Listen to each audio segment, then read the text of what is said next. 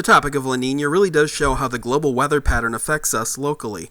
In a La Nina pattern, there's a cool wind off the west coast of South America, and then strong trade winds blow east to west. This takes cool air all the way across the Pacific Ocean out toward Australia. Now for us, that means that a large high-pressure system develops north of Hawaii, and that upper-level high cannot move off to the south due to the trade winds.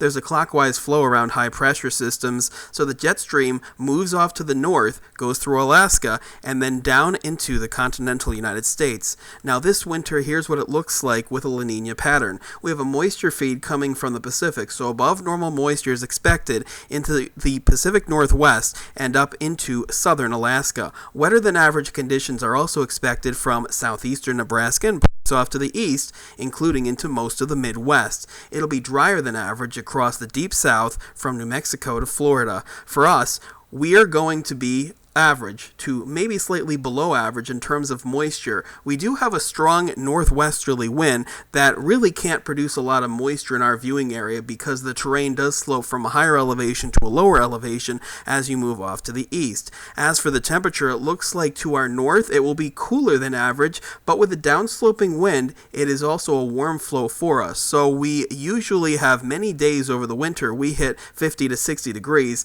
and we think that's going to be the case for us this winter. Really cold air looks to make its way into the northern plains and even into the Pacific Northwest. With all the sunshine they're getting into the south and out toward Texas, it looks like they will be warmer than average this winter.